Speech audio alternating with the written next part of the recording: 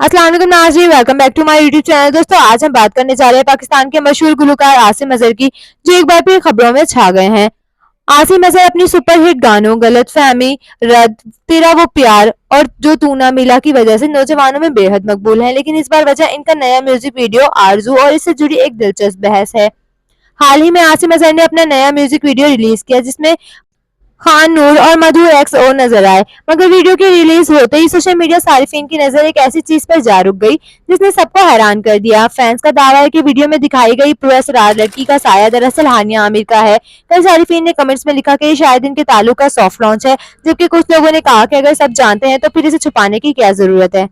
कुछ मदाहों ने स्कार्फ और शेडो को इशारा करार दिया, जबकि बाज लोगों का ख्याल है कि ये सिर्फ फैंस की अपनी कयासराइयां हैं। दूसरी तरफ कुछ सारिफीन ने यह भी तबसरा किया कि इस मामले को गैर जरूरी तौर पर ज्यादा मौजू बनाया जा रहा है।